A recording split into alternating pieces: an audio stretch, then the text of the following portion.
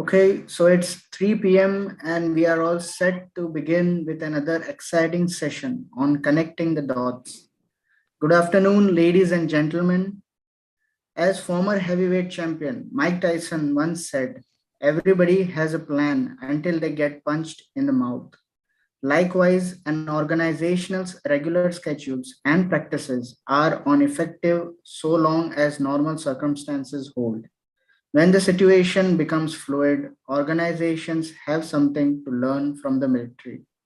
Military leaders operating in the fog of war know all about that. Moreover, the military is skilled in managing a variety of crises from fighting wars to organizing emergency responses during natural disasters. We also recognize that the military culture is unique, characterized by a shared sense of mission, values, and standards by unquestioning adherence to authority when required, and by extensive training and procedural practice. Join us for the webinar on this enthralling topic and watch our experts share their valuable insights as they have served in military and now in corporate. They will also be talking about what they have learned from corporates being from military background. HRAI welcomes you all to the session on connecting the dots, leadership in current times, from military to corporate. To know more about HRAI and its events, I would request all our participants to visit the link and details posted in the chat window. It would be great to have all the participants' feedback. We will be running a poll before the Q&A session. Request all participants to kindly give your feedback on the session. I now take the privilege to introduce our esteemed panel members for our today's webinar. Colonel Amit Verma, Gaon Bura, Agile Fauji.ai. Colonel Amit is an Agile Fauji ex-military hybrid workplace professional driven by data to leverage Fauji crisis management skills, think big and think differently. He aims to resolve real world scenarios and achieve agile transformation across strategic, tactical, and operational levels. He believes in the warrior mindset, built to serve. Colonel Amit is building AgileFauji.ai in metaverse and real world as a strategic consultancy in Lean Six Sigma Black Belt, change management, and business excellence advisor to senior management for identifying vulnerabilities and risks, conceptualizing business resilience plans. He has led projects to decline growth plans with key pharma partners and executed them across Northeast India through a strong combination of strategic insight and field execution ability in last mile logistics. Passionate about giving back to society, DNI, LI, military veteran, transition outlier. Colonel Amit adapts, collaborates, motivates, creates. His purpose in life is Nam Chapo, Kirat Karo, Vand Chako, not the man for the status quo. You can also follow him on LinkedIn. The link for the same has been shared in the chat window. Our next panel member, Lieutenant Commander Nitika Rai, Senior Technology Consultant, Ernst Young. Lieutenant Commander Nitika Rai is an experienced naval officer who served the Indian Navy for 11 years. During her illustrious career, she has handled various roles encompassing logistics and SCM, HR management, accounting and procurement, and project management. She had been instrumental in upkeep of various department functions, and she had been a trusted advisor to HCOD for delivering operational excellence. She did her master's in business administration in HR and marketing and PG diploma in international logistics and specialized in global SCM from Indian Institute of Foreign Trade. She has been devoted to her professional career and she is now working with EY as a senior technology consultant since July 21. You can follow her on LinkedIn. The link for the same has been shared in the chat window. Our next panel member, Brigadier Jayant Tiwari, Shaurya Chakra Leadership Mentor, Innermost Shift Excellence Coach, and Speaker. On way to humanizing leadership through leadership at life and to create value inspired destinies. An inspirational, decorated combat military leader, veteran from Gurkhas with 38 years of leadership and military culture. He has operated in combat zones of J&K, Northeast, Sri Lanka, and Iraq with recognition for leadership, courage, and creativity and inspiring efforts throughout the life.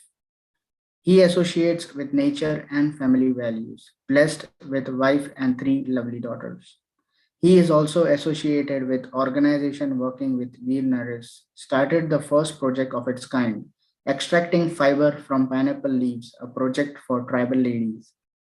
His greatest strength is being connected to the roots, the village, and inner strength. You can also follow him on LinkedIn. The link for the same has been shared in the chat window.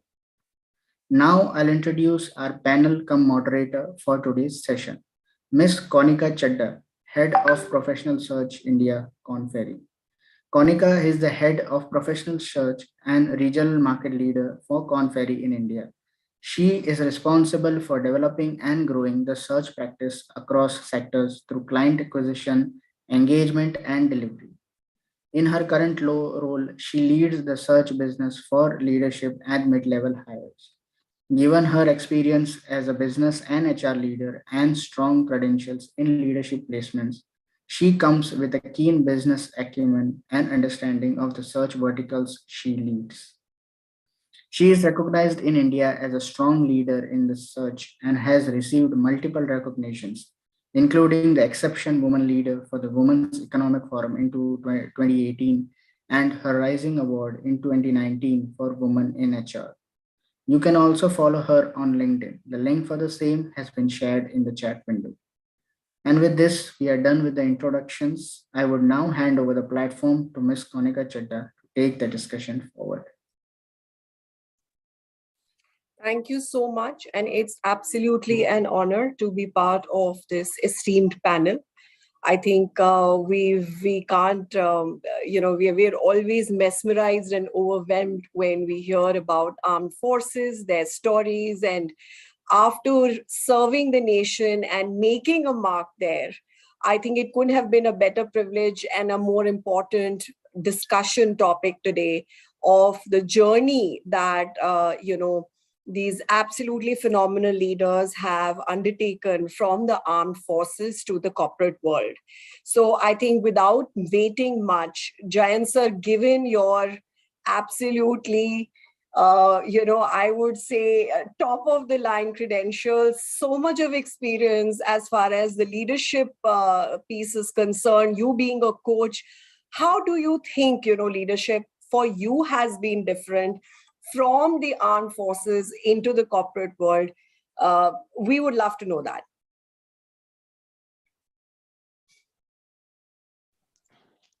Yeah, hi, good afternoon and pleasure being here. HREI and Konika to you. Well, I feel privileged to be here, and when this particular question comes in, I go back to my own days, and at 61 years, having spent almost 4 decades in military, today I was thinking as to where I am standing as far as the leadership domain is concerned, and more precisely in the military domain to corporate domain, and being a coach. So all these questions were there. I came to a conclusion that, it is so similar. And let me take this opportunity that, is there a difference which exists? So I feel that we all possess the basic characteristics or the traits of so-called being a leader. That leader word or leadership, probably we all will agree, is superbly hyped. It is intangible something. But we only know that it constitutes a lot of phenomena, maybe integrity, honesty, loyalty, you name whatever it is, depending on what you want. We all virtually have it. So what is that leadership? So we all are similar in that nature. But what happens when we are moving in that path, how we get differentiated in performing our day-to-day jobs or roles? And that's where in the life process, when I get into army, probably my path takes a bifurcation somewhere or gets defined more precisely. And then that job probably defines a role for me. And that's where when I move to corporate, or maybe after, superannuation retirement, when I thought to do something, what more? What is my calling? So that is a divergence from that similarity approach. So, well, it's certainly from the question perspective, yes, it is a different path. But I think my basis thing is that we all are quite similar in that approach. That is one thing which must be kept into mind very precisely. So let me go into the question specific. I think everything defines where we get bifurcated or get prominently or prioritized in our characteristics. And that I think gets defined by everything. What is the issue at stake today, or whenever I'm doing it, or simply put it, it's purpose. What am I getting into that? So a military has a purpose, a business has a purpose, an action or an event has a purpose. So purpose is there, and purpose probably in the army, I don't wish to go into that. Probably it is, we call it Naam Namak Nishan. It is not that I live for as a Jayant Tiwari, as a brigadier. Those things are not so materialistic there.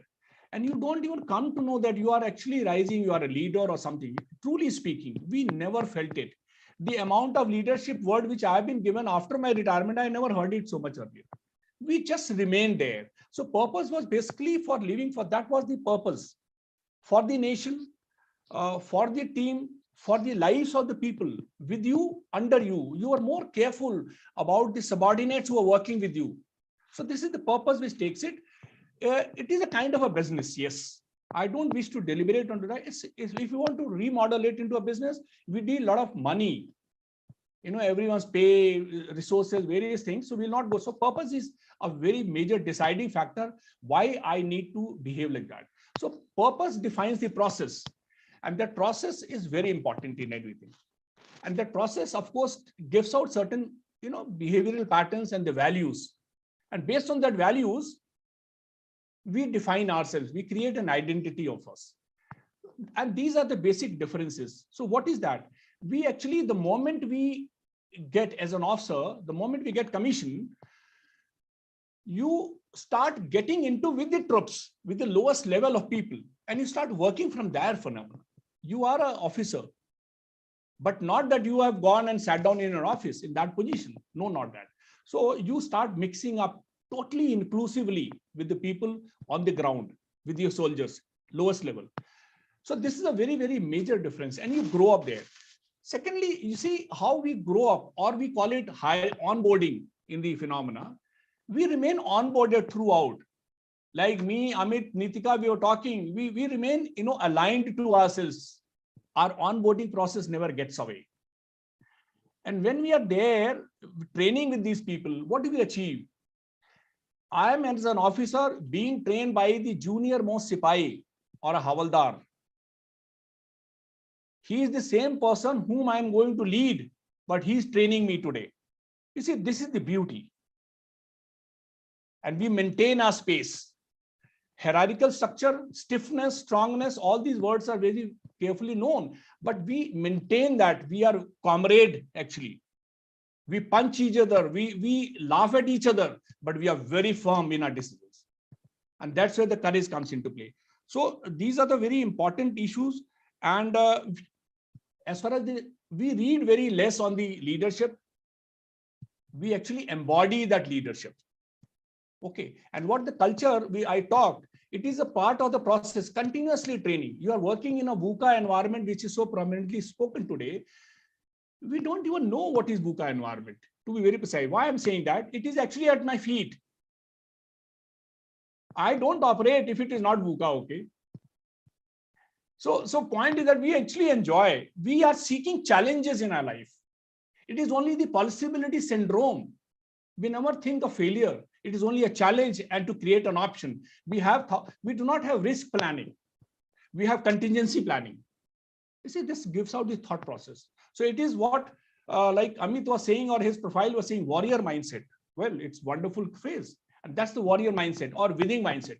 So the culture gets defined. I think that is the part of, and that's why the defining factor is. And I would like to say across that as far as the happiness quotient is concerned, I think a soldier has a highest of happiness quotient. In entirety, we are all blissful. When you are in the most difficult moment, we actually enjoy it more. We actually laugh it out. It's a fact. And this question actually puts me back into those days. So leadership is just not a role which we play there. It becomes a part of our life, and that's what it is.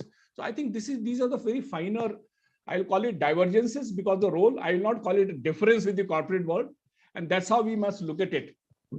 If I am there, I must adopt. That adaptability and flexibility quotient must remain, of course.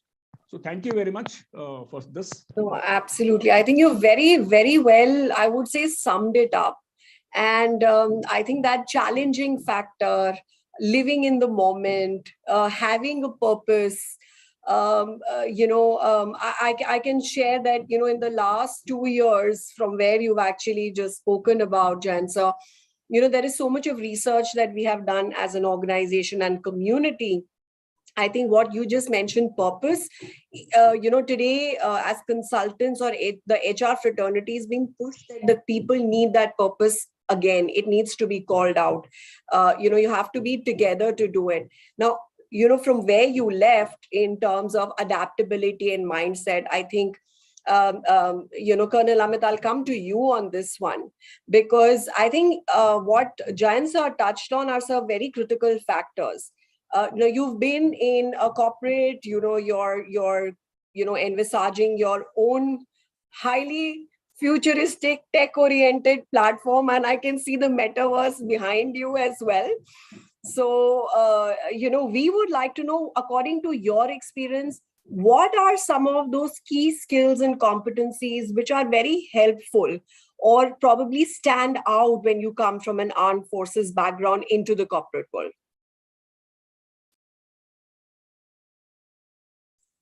You can unmute yourself, Colonel Amit. No. 1 second, I'll just check.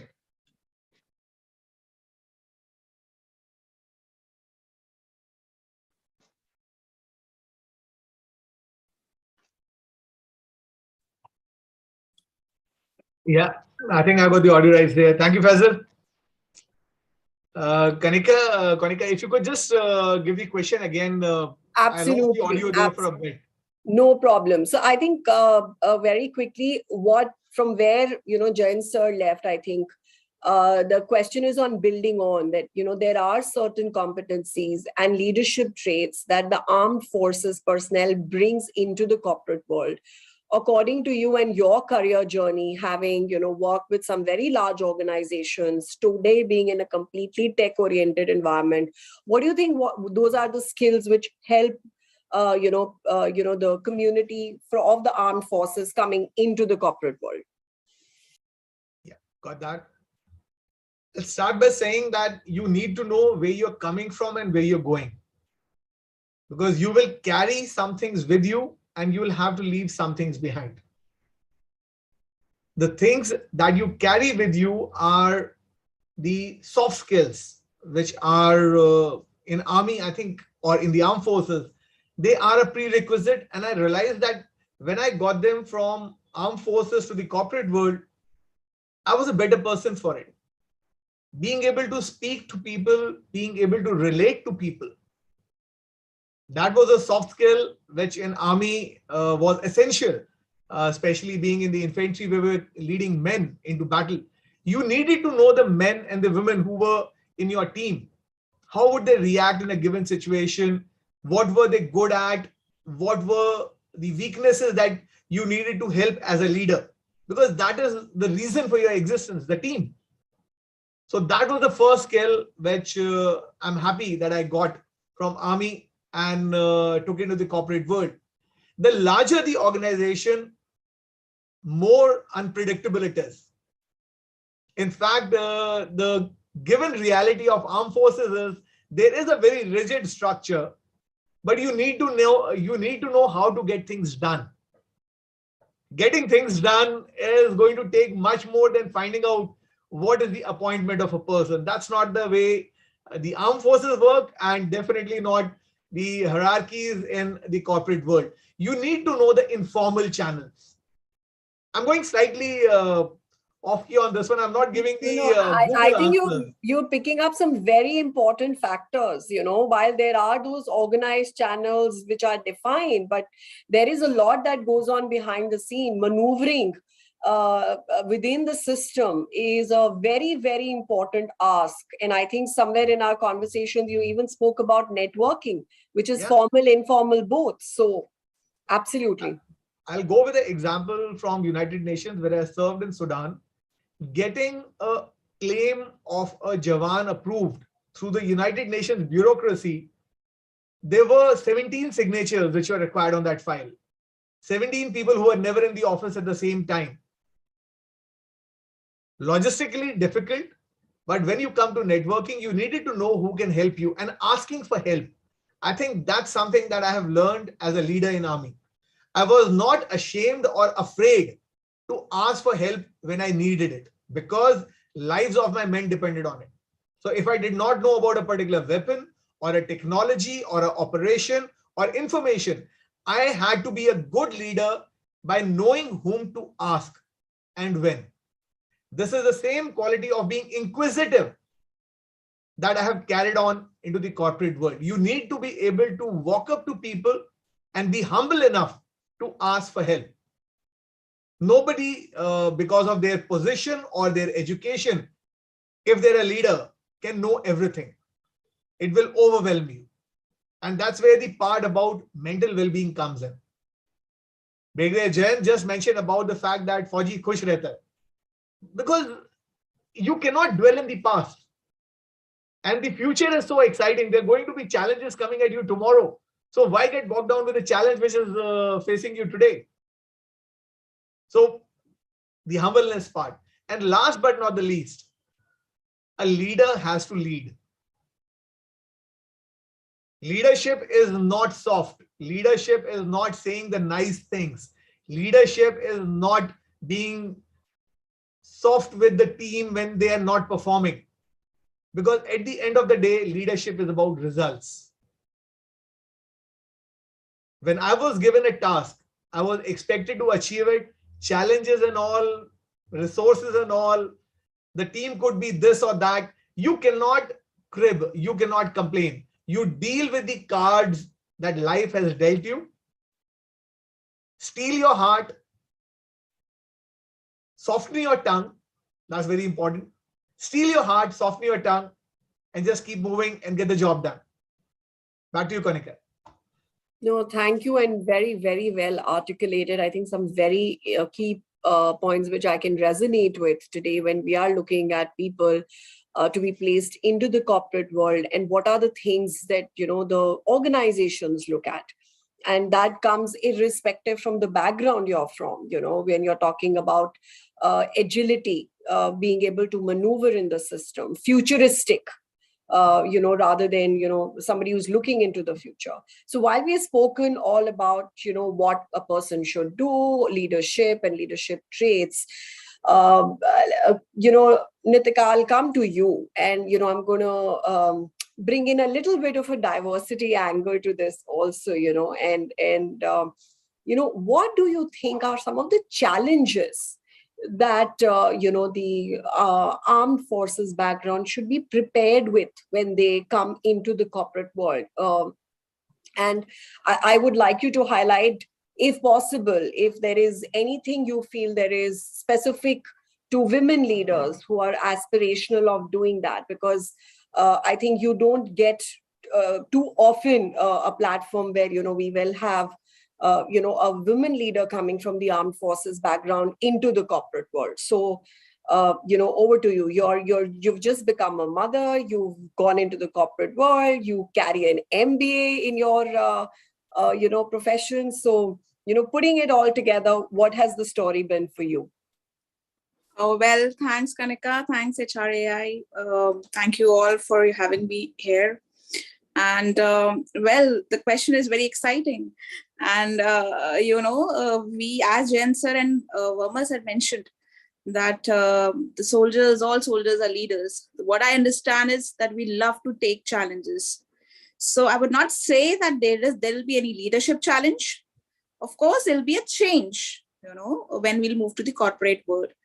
And the change is basically not very different from we have faced, because we have faced n number of changes, n number of challenges. We have taken n number of risks, those risks and challenges which we are not aware of.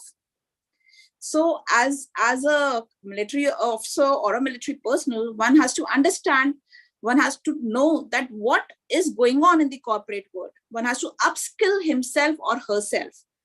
and need to understand that what courses, what certification one has to do to be at the par with the corporate world.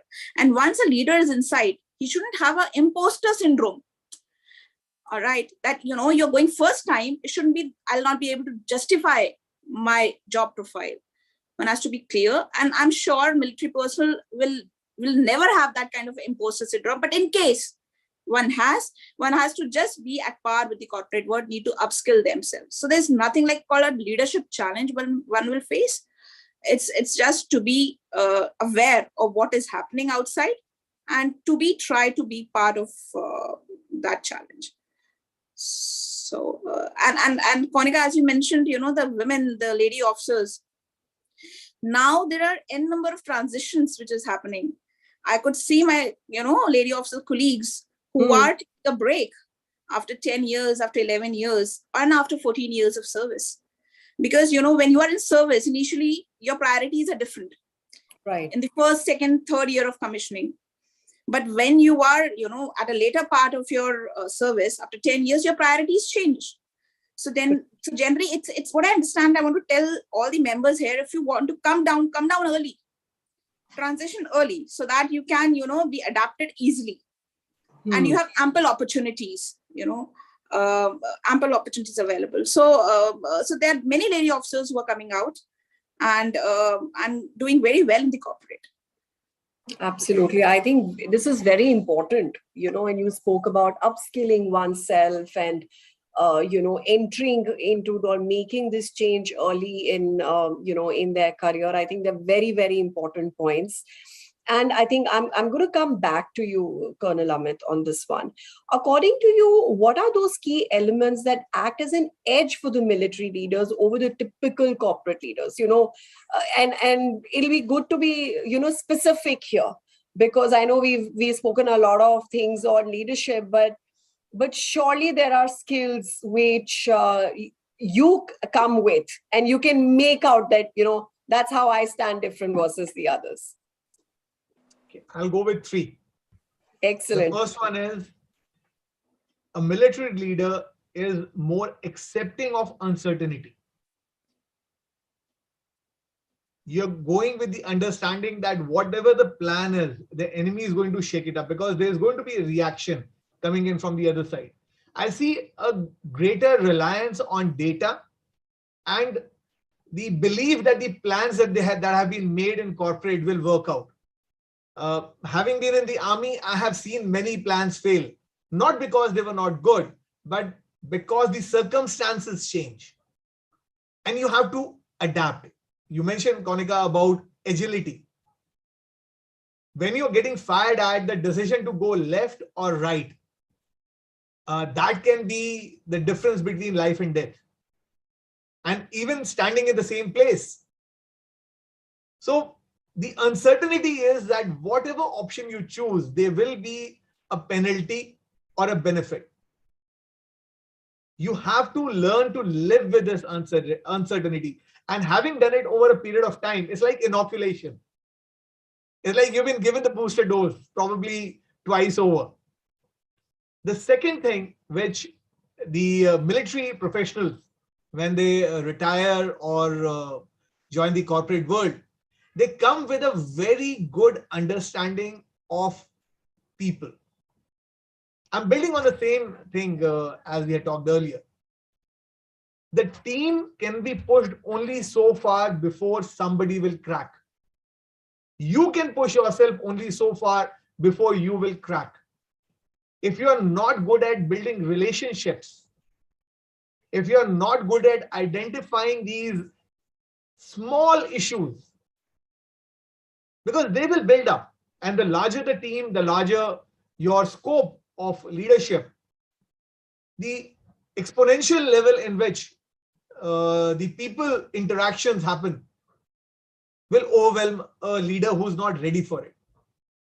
So being from the armed forces, coming to the corporate side, the ability to manage, create and manage your relationships. A lot of investment is required in this. A lot of effort goes into it. Leadership is not for the faint-hearted. It's tough. It's tough. It demands a lot from you. And the third one, Konika, you said it even before I did. technology. I was pleasantly surprised to see that many of the technologies that we took for granted in the armed forces were still getting introduced in the corporate world. Especially when I saw my friends from the Navy and the Air Force, cutting edge technology in communications, in planning projects, especially Navy needs to take a mention over here. The Design Bureau of the Indian Navy is managing projects of complexity which the corporate side of shipbuilding in India can only dream of. Kudos. And that is where the challenges are, that you have to convey to the corporate side that, hey, we are coming from the armed forces. Technology is a part and parcel of the package of the leader who comes out.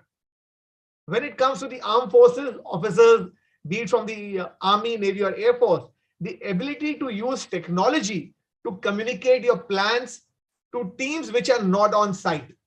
What we now, after 2 years of COVID, we call the hybrid teams. Some are on site, some are in far-flung places. That's the way we operated, operating over 20 to 30 kilometers at the bare minimum, 200 kilometers if you are more lucky. And you learn to appreciate the value of tech in driving your operation. The innovation part is combined here. Anybody who appreciates technology will have to innovate, because technology will give way at the most unexpected moment, as happened with me with my connectivity earlier on. And you have to take it in your stride. Technology makes the leader better at whatever they're doing. Those are the three. Back to you, Thank you Kanika. so much. No, this is very important. And I think when you're speaking about technology, I think everybody is appreciative of that today. And whoever was averse to technology has also been forced to look into it and work in a more efficient way, because there is nothing else. So before I move on to the next question, I know there are a couple of people who are raising hands from the audience. I think my request is that after we're done with the discussion, we'll have some time in which the audience can ask questions. So we have kept about 10 to 15 minutes towards the end of this discussion. So I just thought I'll bring that up. And Jayan sir, I think I'm going to come back to you. While we've spoken about challenges, we've spoken about, what works best. I think a very a question that comes to mind is that, there are certain personal traits which definitely prove very well or work to your advantage in military affairs. Can the same bring equivalent results in a typical kind of a corporate setup? Because, we've spoken about agility, a lot of common things. But do you think that output really comes out to be the same if, or is there any learning there? Yeah, this is, I think, the core issue of probably excellence at all stages. And that is where I'll see that a lot of similarity exists.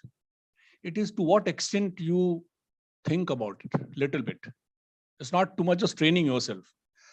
And of course, every environment, of course, we have been trained in a military environment. So, I was fortunate to imbibe certain categories or quality in that way. So what you mentioned about the mental agility, yes, it is, this point has to be very, very clearly driven. And what even Amit was stating, it might appear hierarchical, very rigid, strong organization. Military does like this, the order bound. But when you are operating small teams in a jungle, okay, maybe 5-6 people, every person is equally important. It is not that you are going to be fired only at the leader and leader has to take a call and, open it. So everyone is a leader there, and that is the level of mental agility. I'm just giving a small example. In the entire warfare also, everywhere. So mental agility is a very important, but to exercise that mental agility is what? What does it actually constitutes? You need to be absolutely peaceful. And I call it peacefulness at war. When the crisis there, war is all confusion and chaos. But to maintain that peacefulness, or what we call it today, mindfulness. I always say, when I started studying mindfulness, in the process of becoming a coach and so-called mindfulness coach, then I realized that my life was full mindfulness only. When I'm into an encounter, is on and you are the leader, firing is on, and what are you doing? You are absolutely trying to be at peace, focused in the moment. That's what it is. And I take that liberty of, stating that even sages may not be able to have that kind of mindfulness, what a soldier has it. And this I speak with conviction. So when the mental agility comes with that, and that peacefulness at war, that's the clause that gives you clarity, that gives you the collective training which you are going, and training what? Everyone can get trained. But that togetherness, I will not use that word team, but that togetherness, being togetherness actually produces that cohesivity. So that's a very big phenomena which actually develops. And of course, this is the offshoot of this culture is the loyalty. You actually are working for that value driven from that purpose. So that actually makes you very loyal person. You become an inspirer. My Jawan becomes my inspirer to me as an officer. Okay, it's not that hierarchically like that. I think I get more inspired by subordinates and seniors, and we all are enjoying. Yes, we have a very funny events also. I do agree that we are actually team people. I think we are the best conglomeration of working in a team and motivating each other. Let's do it. Tumhare paas ye hai, mere paas ye hai. Let's do it like that. I think this is a very great facility. We have, of course, what Amit spoke. We have we have a very high EQ quotient. There's no doubt about it. And this is certainly a very, very, not only officers, everyone. I will not call it masters, but we undergo every phenomena, whether it is operations, whether HR, whether logistics, whether project management, you name a thing, and everyone actually goes across. The modality, we take very deliberate thought process in the planning. So these are the issues which I thought, the courage, to speak up. It's not only fighting, but courage to speak up that no, it is like this, and I have done like this, what more like this, or I am not in agreement. We hierarchical organization, but we have our expression, and that is where the communicability comes into play. That we express, sir, this is what it is, but I feel like this, and I have a better option to do it. We all come across. It is not such a rigid organization. This is that flexibility or mental rigidity portion. I would like to define it. So these are the basic traits. Well, discipline, I have left it out. This is the backbone of everything. I think for everyone, of course. Oh, I've not touched upon these. So these are the issues. And if you want to really carry out a change in an organization, I think you must hire a Fauji. He's very disruptive. Totally. Okay? He is actually disruptive. You know why? Because your mind, you are only playing with the mind of the other person. You are only wanting to disrupt someone's design. So simple, You are only playing mind games. Firing a weapon is, subsidiary. Absolutely. So that's the beauty. That needs to be understood. He's very adaptable to such situations. Thank you. No, thank you so much for that. And I think after all of this, and I think I'm just trying to kind of, tie in with what, Commander Nitika was alluding to in the beginning when you said you should come in early. We have so many skill sets which are there. But I think more often than not, people do tend to get confused in terms of what path should I be taking. So, coming back to you, Nitika, do you think there are ways, or if you could guide people in terms of, can they assess their skills, can they understand better into the direction that they want to take? I know earlier on when we were talking about sometimes people get typecast into only certain type of roles since you're coming from armed forces. So I'll come back to you for you to share these views. So, Konika, three things. First and foremost is the mindset. One has to be clear that they want to transition. Once you're clear that you're going out, so that clarity should come a year before, because you need to apply for the, that you're moving out. You need to tell the organization that you're not willing to continue. All right. I'm talking about the short service commission officers, those who want to leave service early. So in that case, once you are clear as to you want to venture out, you need to understand that which field you want to go in. Like we all are, jack of all trades and master of none. We can do everything under the sun. All right.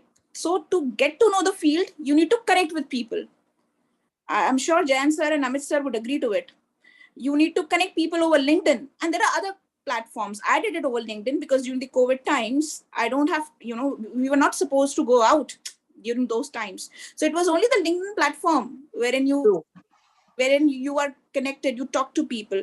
Initially, there are lady officers, there are male officers, you'll feel hesitant. But then, I'm talking practical. Even I was hesitant initiating the talk. But in that case, you had to go for it, because it's you who has to gain a field outside, or who has to make path for yourself. So the first and foremost thing is the mindset. Second is the field.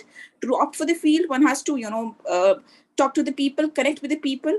And third is, once you have connected, once you know the field, you need to do the certifications, the courses, all right, the OGTs, trainings. So you need to talk to those people, get to know their mindset, see what is going on around the world, in the corporate world.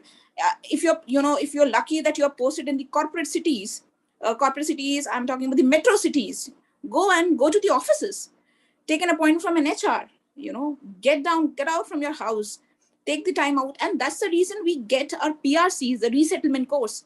The officers get 6 months of time, so that they can 6 months or 3 months of time, so that they have the ample amount of time to understand what is happening outside, and then accordingly they can make their curriculum weighted.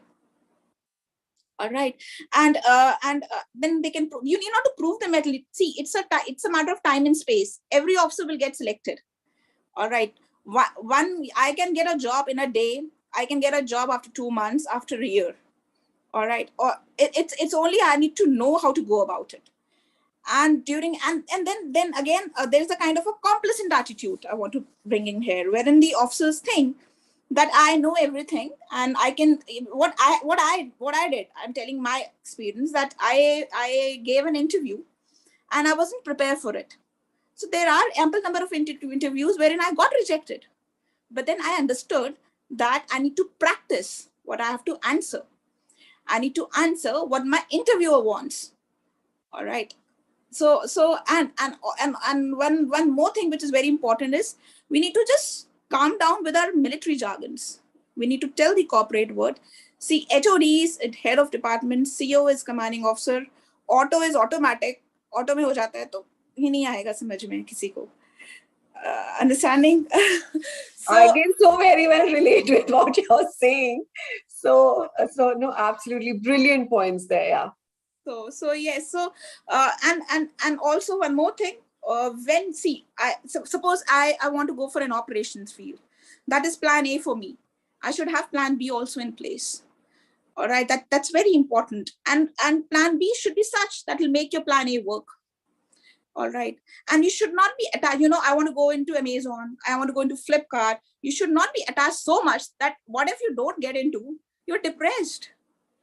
Relax. All right. You have an option to switch. It's not forced that you stick to it, same boss for 2 years. Understanding, you always have an option of switching. So corporate has their own benefits. Ford is different. There's no comparison. So thanks, Konika. Over to you. No, I think very, very important points there, and I think so well summed it up. And I think what you have said, a few points I would like to highlight, being a headhunter and a search consultant myself. Very important to be prepared, very important to have plan A and B, very important to explore and understand the area you want to get into. And trust me, this holds true for anyone. Anyone. So you have to be very aware of what you are going to be getting into, but also what important point it is bringing up is, this whole transition, while we are saying this has happened and somebody needs to do A, B, C, this is whole list. But from a mental standpoint, while obviously, you guys have been in combat, etc., but when you're in the real world and when you face that disappointment, it's not easy. So, Colonel Amit, I'm going to come back to you. What do you think could be some of these, I would say, psychological, or mindset issues that people could be dealing with here, especially coming from armed forces? And, while obviously you guys are all very strong mentally, there's a high EQ level which is there. But I am sure there are people, who, like what Commander Nitika was talking about, you do tend to get disappointed. You do tend to get lost, that, you're in a very different world altogether. Konika, it is about expectation setting. It is how you plan your transition and where do you see it going and how fast. Many people who retire or seek retirement at a particular point in time, they always have this tinge of nostalgia. Things were better there. Better there because we knew about the problems, we knew how things can happen, and we had a very predictable life. Now that's dangerous because nostalgia is not going to help you get ahead. Many of these strengths that we claim are actually weaknesses. फौजी बहुत disciplined होते हैं, मतलब agile नहीं होते हैं. That's the unfortunate corollary over there. So if somebody keeps harping on a particular aspect, the negative part of it will be automatic. अच्छा आप डिफेंस में थे, आप सिक्योरिटी कर लीजिए.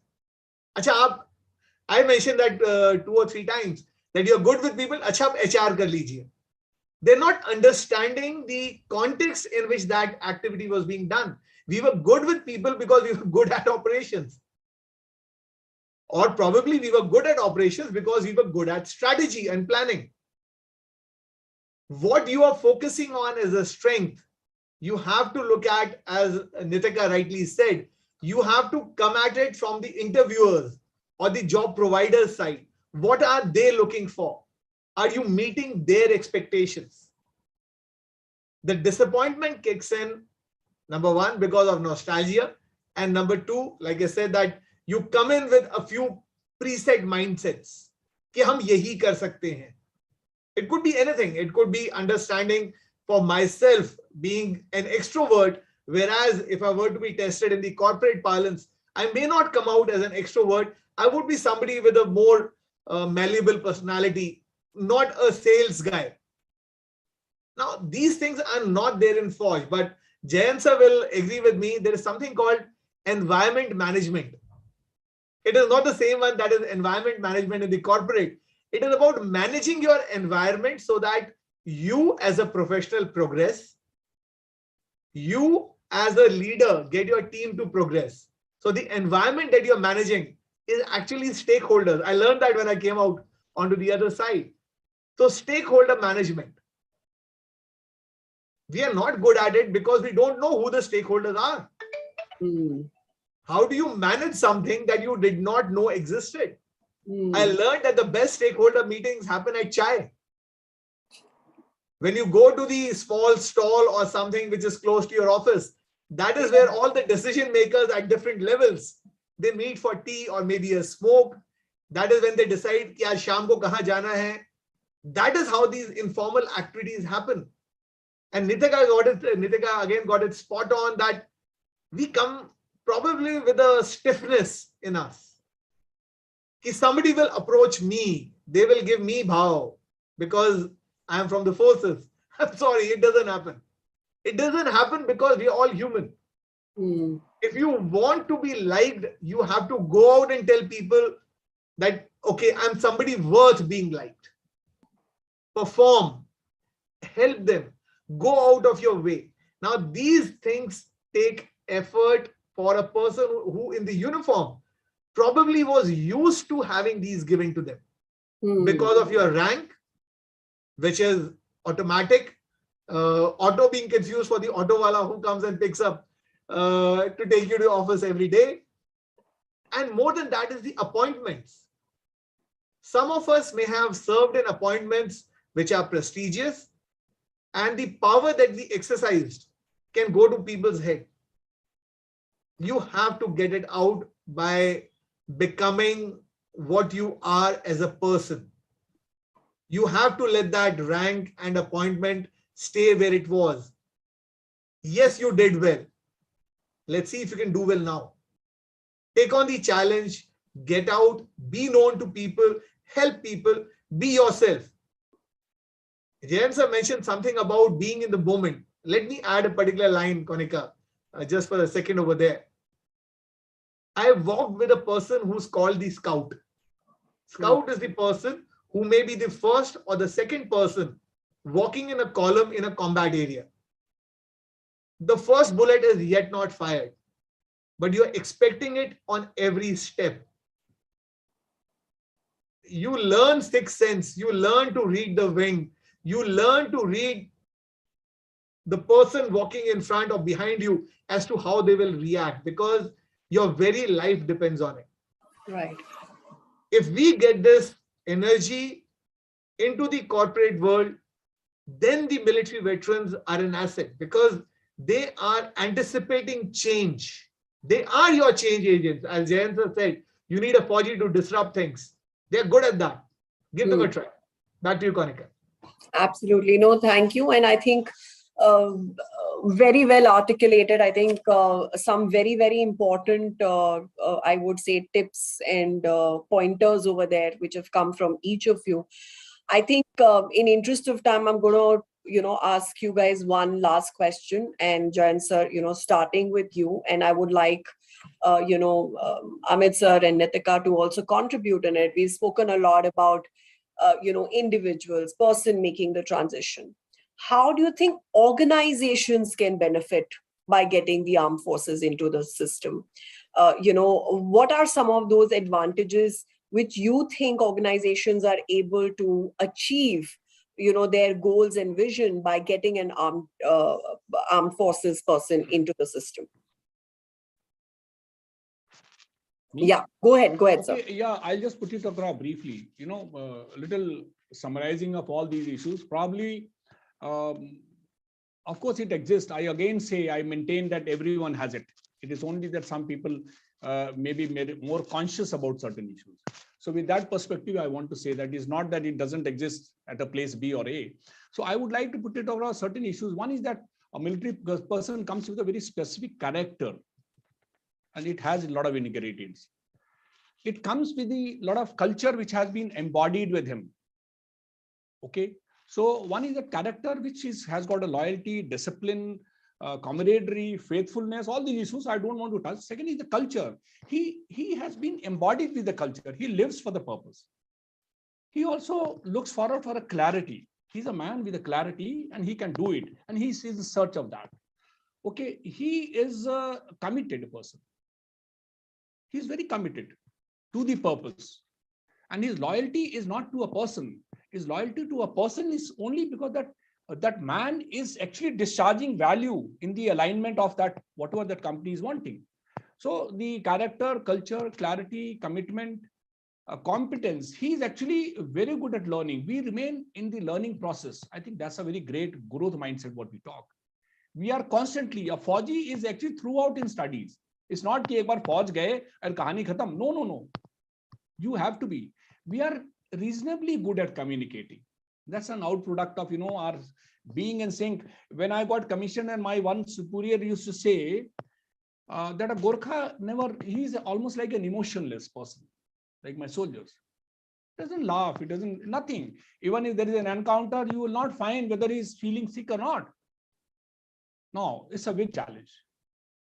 If a Gorkha can laugh, if you have joked, I think, well, it's a remarkable issue. So what you to say that you need to know, you have to exist actually in the belly of your soldier to lead him. Now, that was a very prominent, profound statement. So that is what I was saying. And so that is where the, you are able to communicate with people. And lastly, I'll say that by virtue of all this training, the way we discussed, there is certainly a very higher consciousness paradigm.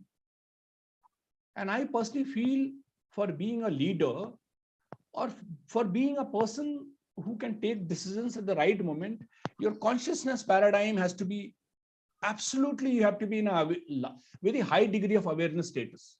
And that's what I call it, that if I have to tell what is most important in the leadership quotient, I will probably the consciousness paradigm, character, and then these sort of things follow up. So I think these are the things could come out. I think there are 7-8 C's which I always follow to describe that, these things must be there. Thank you. Great. So I'll invite the other two panelists also to share your views in terms of your experience of what organizations can look for. What are some of these advantages? Konika, if I'll go next here. Please. Corporate world wants a finished product who will hit the ground running on day one, minute one. They really do not have the time to pick up and polish rough stones into diamonds.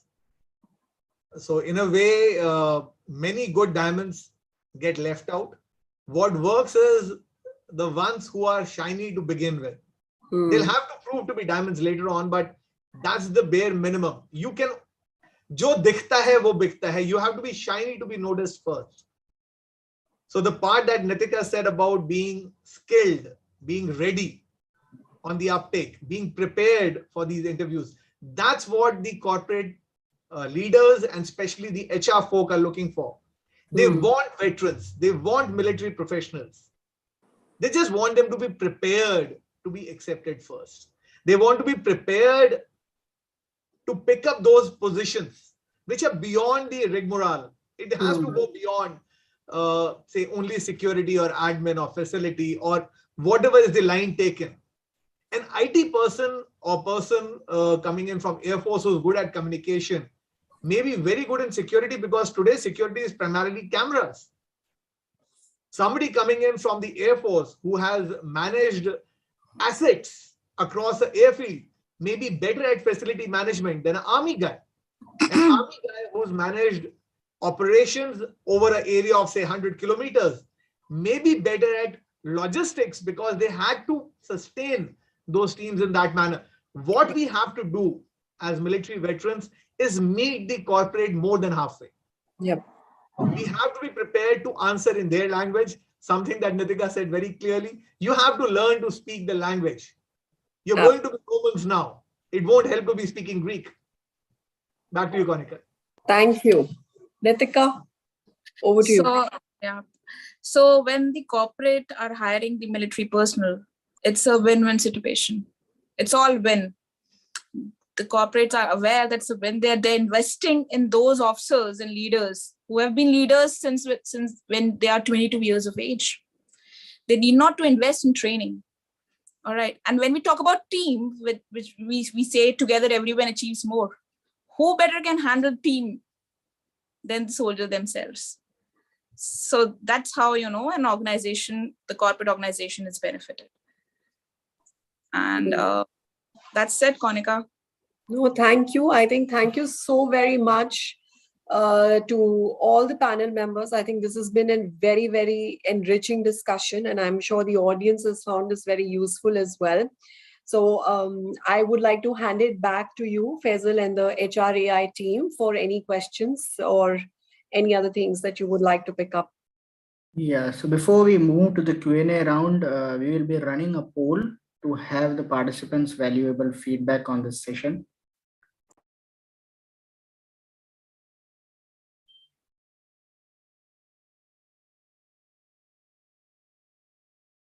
During this time, we request all participants to feel free and put their questions in the chat box.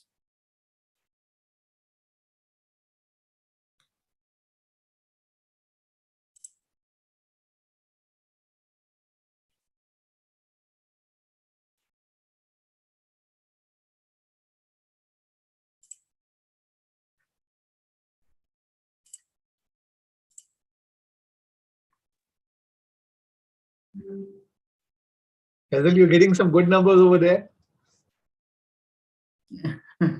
Where, sir? Yeah, on the feedback. Yes. Yeah, absolutely. Even Feedback. yeah, yes. Yeah.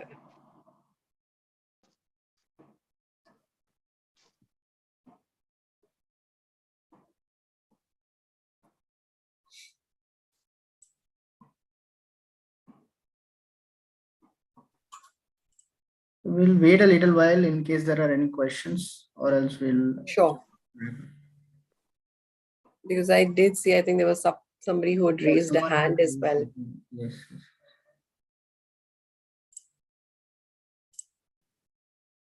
There's one question that has come up.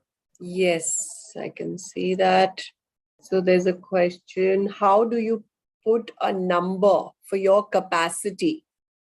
Capability, that is CTC. Oh, you're talking about compensation, is it, Shekhar?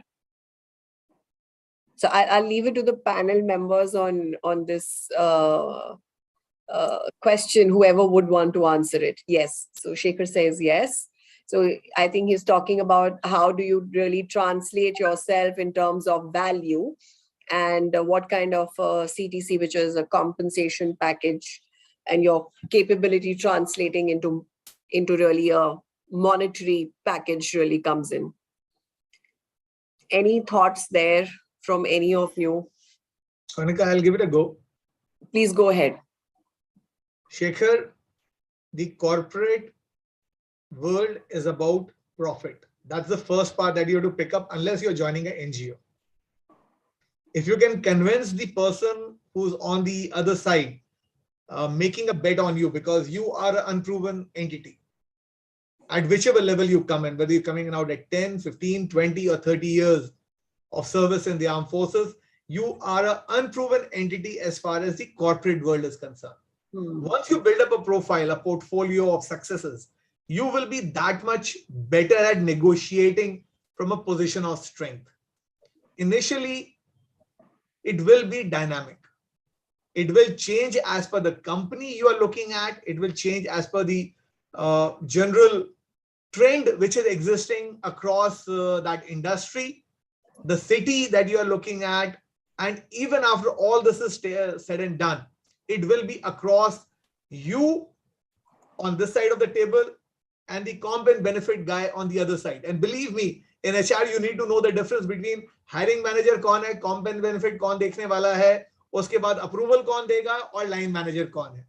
So if you don't know the differences in the HR vertical in this much spread, you will be not prepared for the negotiation. And negotiate, because that's something that you have to do. You have to prove your own worth. There are certain statistics which have been picked up by the corporate world to define what a particular rank should get. I disagree with them immensely because they come with previous data. You cannot hire a person because of what people like him or her were doing 5 years ago. We have seen an immense change coming in the last 2 years, and it can only work if you stick to your guns and find organizations which value veterans. In the end, it's all on you. Sure. So I don't see any more questions in the chat window. Faisal, anything? Yeah. So no issue. Thank you, Ms. Konika, for taking us through this insightful and interactive session. Thank you, Colonel Amit Verma, Lieutenant Commander Nitika Rai, and Brigadier Jayant Tiwari for sharing your precious experience and learnings with us. It has been a privilege having you all for this wonderful session. To all those who wish to learn and grow, you can access the recording of our today's session on our YouTube link shared in the chat window. Before we conclude with today's session, we would also want to thank all the associations, GACIA, NASCOM COE, Talgro, TLE, WICCI, LinkedIn Local Ahmedabad and India for supporting HREI's events. To know more about this association, request you to kindly visit the link provided in the chat window. Do join us for our next event hosted by HREI on the topic Quality of Work Life, Pre, Post, Future on the 14th of April 2022 at 3 p.m. IST. See you soon, stay safe, take care, and bye for now. Thank you. Thank you. Thanks, everyone. Thank you, Jan sir. Thank you, Ms. Konika. Thank you, Nitika. Thank you. Thank you.